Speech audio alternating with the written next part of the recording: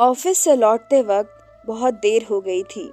घर पे अमृता मेरा खाने के साथ इंतज़ार कर रही थी। घर पहुंचते ही मैंने हाथ मुंह धोया और खाने बैठ गया। मेरे साथ अमृता भी खा रही थी। खाते वक्त हम शांत थे।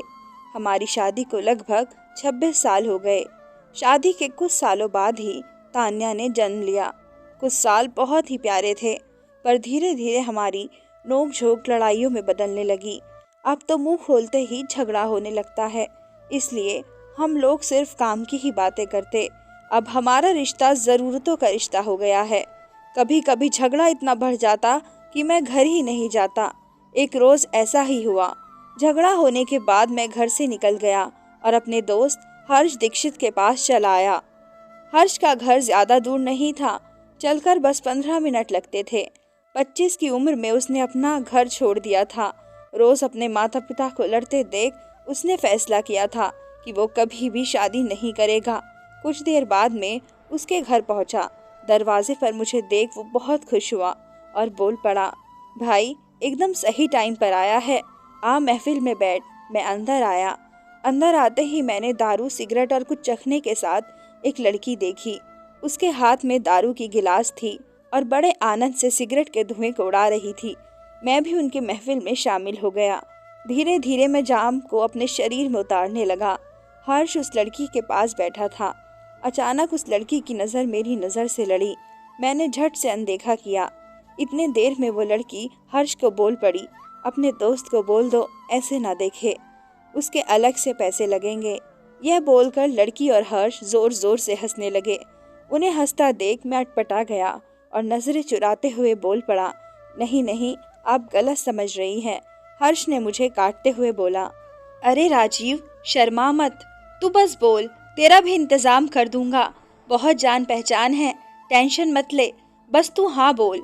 उसे रोकते हुए मैं तेज आवाज में बोला, नहीं हर्ष, तू कैसी बातें कर रहा है? तू जानता है ना मेरी शादी हो चुकी है और एक बेटी भी है। ये सब नहीं होगा मुझसे, तू ही कर। फालतू की चीजों में मुझे मत खींच। थोड़ी देर बाद दारू खत्म करके मैं घर लौट आया। घर आते ही अमृता मुझ पर चिल्लाने लगी। दारू की हालत में देख वो आग बबूला हो गई। 1-2 घंटे तक हमारी लड़ाई चलती रही। मैं उसे कुछ सुनाता और वो कुछ गड़े मुर्दे उखाड़ कर मुझे सुनाती। लड़ते लड़ते हम अलग अलग सो गए। अच्छा था कि तान्या हम लोगों के साथ नहीं रहती, अपने कॉलेज के हॉस्टल में रहती है। यही सब सोचते हुए आंख लग गई। आंखें खुली तो सवेरा हो गया था। मैं झटपट तैयार होकर ऑफिस के लिए निकला। देर होने के कारण बॉस ने बहुत खड़ी खोटी सुनाई। चुपचाप सुनकर मैं अपनी मेज पर आकर बैठ गया। मेरे लिए यह कोई नई बात नहीं थी, अक्सर मेरे साथ ऐसा होता था। घर जाओ तो अमृता की सुनो और ऑफिस में बॉस की। हर्ष मेरे बगल में बैठा था।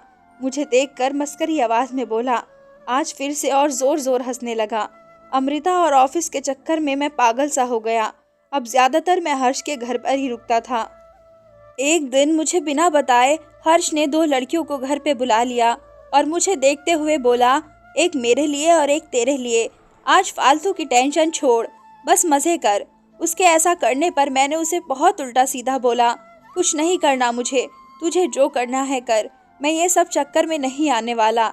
इतनी देर में दूसरी लड़की मेरी तरफ आई और मुझे दारू का गिलास दिया। मैं उसे ना नहीं कर पाया और गिलास लिया और पीने लगा। तब तक हर्ष उस लड़की से साथ अपने कमरे में जा चुका था। मैं और वो लड़की साथ में बैठकर दारू पी रहे थे। लड़की की उम्र लगभग 22 साल थी। तब तक चांद सिर पर आ गया था। हर जगह सन्नाटा था, सिर्फ घड़ी की आवाज आ रही थी। जैसे घड़ी की सुइयां 12 बजे एक साथ मिलती है, वैसे ही उस रात में उस लड़की के करीब आ गया। रात की गलती के लिए मैं सवेरे उठकर अपने आप को माफ ही कर रहा था। कितनी देर में ही हर्ष ने पैसे देकर उनसे विदा ली और बाद में आने की इजाजत मांगी। उस दिन मैं काफी शांत था। मुझे ऐसा देख अमृता भी शांत थी। उसने मुझे एक बार भी नहीं पूछा कि क्या हुआ। अगर वो पूछ भी लेती तो मैं जवाब नहीं दे पाता। कुछ दिन ऐसे ही निकल गए। दोबारा वही लड़ाई झगड़े शुरू होने लगे। मैं कुछ सोच नहीं पा रहा था। इतने देर में हर्ष का फोन आया और बोलने लगा, आज रात महफिल जम रही है, तू आएगा? मैंने बिना कुछ सोचे उसे हाँ कर दिया। रात को उसके घर पहुंचा तो वो दोनों लड़कियां भी मौजूद थी। उनके माहौल में मैं फिर से रंग गया। उस दिन मैंने उस लड़की से बहुत सारी बातें की। बात करके ही पता चला कि उसका नाम दीपाली है। उसके बाद हम अक्सर मिलने लगे। जब भी मुझे चिंता या गुस्सा आता मैं उसे बुला लेता। दीपाली से मिलकर अच्छा लगता। मेरी हर बातों को ध्यान से सुनती थी, कुछ जवाब नहीं देती, बस मुझे सुनती रहती थी। एक रात में उससे एक सवाल कर बैठा जो उसे थोड़ा मायूस कर गया। तुम इतनी सी उम्र में ऐसे काम में कैसे आ गई? मेरा सवाल सुनते ही वो चौंक गई। शायद किसी ने कभी उससे ऐसा सवाल नहीं पूछा था। उसके हाव भाव देखकर लग रहा था कि वो कुछ नहीं बताना चाहती। पर धीरे धीरे वो सब राज खोलने लगी। उसने बताया कि उसकी माँ पहले से ही ये सब काम करती थी। कहानी को आगे बढ़ाते हुए उसने बताया कि उसकी माँ एक बहुत अच्छे परिवार से थी। कॉलेज के दौरान उनकी एक लड़के से मुलाकात हुई। दोनों एक दूसरे से बहुत प्यार करने लगे। कॉलेज के दौरान ही वो दोनों एक दूसरे के बहुत करीब आए। दोनों एक दूसरे से शादी करना चाहते थे, पर एक गलती ने उनकी सारी जिंदगी पलट दी। क्या गलती? मेरे सवाल पूछते ही दीपाली मुझे अजीब नज़र से देखने लगी। कई सवाल उसके चेहरे पे दिखने लगे, मानो वो मुझसे ही पूछना चाहती हो। सवालों से भरे चेहरे को हटाकर उसने कहानी दोबारा शुरू की। मेरे सवाल का जवाब देते हुए बोली, जैसे ही उस लड़के को पता चला कि वो माँ बनने वाली है, उस दिन से उसने उनका साथ छोड़ दिया। ऐसी हालत में वो अकेली थी। घर पे पता लगते ही उनके घर वालों ने उनको घर से निकाल दिया। उस लड़के ने ना कभी मिलने की कोशिश की, ना ही उनको कभी ढूंढा। मुझे पेट में लेकर वो इन शहरों की गलियों में घूमने लगी। मुझे गिरा भी नहीं सकती थी। माँ हमेशा कहती थी, ये जन्म हमें भगवान देता है, इसे सिर्फ भगवान ही छीन सकता है। कोई भी इंसान किसी का जीवन नहीं छीन सकता। कैसे भी उन्होंने मुझे जन्म दिया। मेरे जन्म होने के बाद मैंने उनकी जिंदगी और खराब कर दी। मुझे खाना खिलाने के लिए उन्होंने अपना शरीर बेचना शुरू किया। उसके बाद शरीर बेचना उनकी मजबूरी नहीं, ज़रूरत बन गई, और ज़रूरत हमारी रोज़ी। उसे सुन मैं निशब्द था। मैं कुछ नहीं बोल पा रहा था। मुझे कुछ समझ नहीं आ रहा था। धीरे धीरे वो अपने पर्स के पास गई। एक तस्वीर देखकर वो मायूस हो गई। मैं उसके पास पहुंचा। तस्वीर देखते ही मैं सुन पड़ गया। उस तस्वीर में मैं और माया थे। माया और मैं कॉलेज में साथ थे। तस्वीर को देखते हुए दीपाली बोल पड़ी, ऐसा क्यों किया आपने? आपकी वजह से ही हमें ऐसी जिंदगी मिली। जिस वक्त उनको आपकी ज़रूरत थी, उसी वक्त आपने उनको छोड़ा। आपने ही हमें उस नर्क में धकेला है। आपके कारण ही हम इज्जत की ज़िंदगी जी नहीं सकते। बोलते वक्त उसकी आंखों से आंसू निकल रहे थे। मैं सुन पड़ गया था कि अनजाने में मैंने अपनी ही बेटी के साथ संबंध बना लिए। आपको पहले दिन ही आपको पहचान गई थी कि आप ही राजीव हो, जिनकी तस्वीर लेकर माँ अक्सर रोया करती थी। देखिए, आपकी एक गलती हमें कहाँ से कहाँ ले आई। आपको बताना चाहती थी कि आपने की बड़ी गलती की है। आपने ऐसा क्यों किया?